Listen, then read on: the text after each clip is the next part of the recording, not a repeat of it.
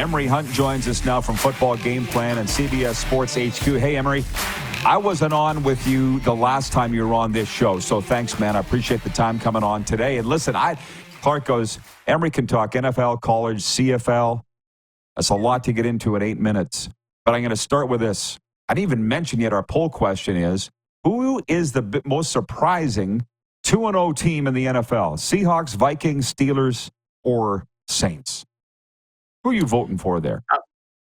I would say the Vikings based off how they've played offensively. And when you're watching Sam Darnold play and you're watching how he played last year with San Francisco and watching him to start this season, it makes you wonder, why would they even draft J.J. McCarthy? I mean, you're getting solid, stable, veteran quarterback play from Sam Darnold. And when you look at J.J. McCarthy and what he did at Michigan, I mean, maybe he was overdrafted in round one, but you're seeing what his potential was what they were seeing from Sam Darnold, who, now is the full-time starter, didn't really have to, worry about someone's looking over his shoulder or whatnot. So he's out there playing comfortable, confident football. And we're seeing the best Sam Darnold that we've seen in his career. Right, but did we expect him to be this good? I know I didn't. Right, that's why it's a surprise that the Vikings are 2-0. Because we know the defense was going to be good. We know they were going to be able to run the ball. The question was, how were the quarterbacks going to play, whether that was J.J. McCarthy and also Sam Darnold. But McCarthy made it easier by getting injured. And so now we're seeing Sam Darnold. What can he carry over? Because he had a good game prior to the Ravens game when he came in for the Ravens game last year in San Francisco and led them to a score. But then the next week, he struggled again. So we didn't know exactly what we're going to get from Darnold. But the fact that we're getting this from Darnold combined with the defense makes that Vikings 2-0 so much surprising. Emory, again, this is our first interview, but I've been following your stuff for a long time. I know you follow me. It's very evident you know your game. So let me ask you this. Do you feel these early wins are not a mirage in a lot of ways? In every league, teams, jump out of the gate, and I feel like they don't go into the lab to fix things. Saskatchewan in the CFL is a good example of that, jumping out to 4-0, whereas Winnipeg was 0-4, and now they're on a 5-game heater. Like, early wins. Where are you on the importance of them?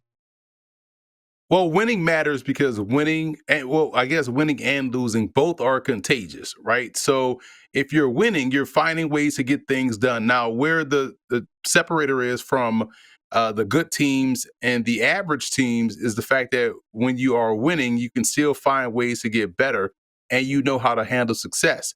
What we see a lot of times with these young teams that tend to start out fast, let's say like a Vikings team, right? Just to use an example, or even Saskatchewan, start out fast, quarterback play is questionable. You get, a young quarterback in there, he's making plays, but you see where, okay, if this went this way or that went that way, this could have been a loss.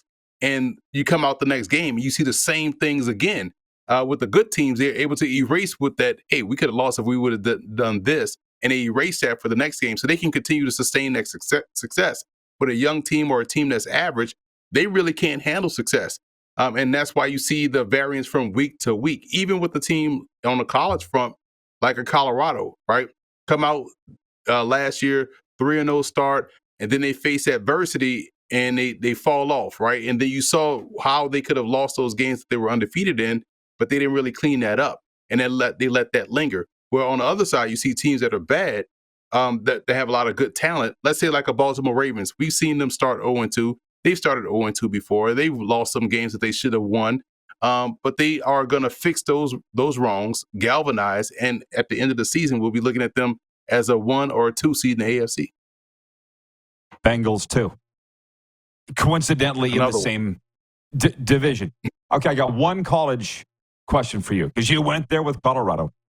Are the Texas Longhorns the best team in college football? I know they topped the polls for the first time since 2008, but are they, in your mind, the best team in college football? Yes, because they have stable quarterback play. Obviously, when, knock on wood, Quinn Ewers is healthy, he helps make this offense go. I was worried about the backfield depth coming into the season because they lost some tremendous talent due to injury in the preseason or in fall camp. But these backs that they have been just as good or equally as good as what they had on the depth chart before. So now you don't lose anything with your run game. Your defense is still stout. They hit the portal the right way. and were able to replenish NFL players with guys that are going to be NFL players. So Texas, to me, is the most well-balanced on both sides of the ball. They got the better quarterback play that you can trust in terms of, okay, who are they going to go head-to-head against in terms of trying to win a national championship? I like their quarterback situation over Ohio State. I like them in a game against Alabama because I've seen that game play out before, although I like Milroe as a passer. And you like them over Georgia because you like Ewers over Carson Beck. So I feel like Texas is the best team in the country. Makes me happy with a former Rough Rider at the helm and Steve Sarkisian, which, are you in New York, Emory, by the way? I'm in Jersey, so right outside New York City. Okay. I follow your stuff, and I just wonder, where did you get this love, if I may call it that, for the CFL from? Because you're watching the league, obviously. Where's your love come from for the CFL? I've always been a big fan because I grew up a big fan of Rocket Ismail, right? But where my true passion for the game and following the game and understanding how great the game is and the talent that they have up there was two of my former teammates went up there and balled out in Canada.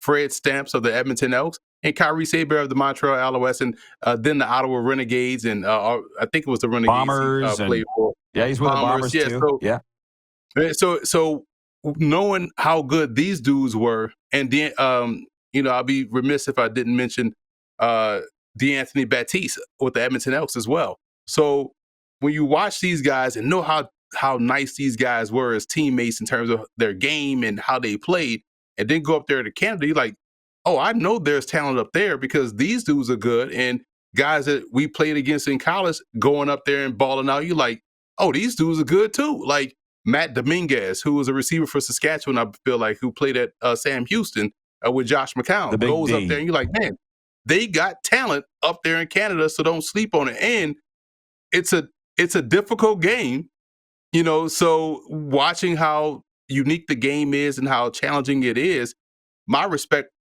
was there since 2002. So, that's how I feel about the CFL and why I've always had the respect for it. That's why I'm always making sure I throw that in when I'm talking NFL or talking college. Like, hey, man, don't sleep on the CFL. They've done this before. What you're saying is now new in the NFL. CFL has been doing it for 30 years already. Yeah. I tell you what used to keep me up at night was that Fred Stamps never played for the Calgary Stampeders. That just bothered me. This has got to happen. Right. Stamps playing for the Stamps from Louisiana Lafayette. I called a lot of his games. Emory, we're over time, but I'm dying to ask you this. You're a TV guy. You can wrap it up in 60 to 90 seconds. How big of a panic should the BC Lions be in with their quarterback situation right now? Big panic because you get what you asked for, get it because you asked for. You ran out there and grabbed Rourke when you had a good option, MOP candidate and Vernon Adams there already ready to go. But yes, you bring back Matthew Betts, but you messed up the quarterback situation. You made it awkward. You made it difficult. Now you got to deal with it. How about that? Nice stuff, Emory. Okay, man. Keep it up. Let's do it again soon.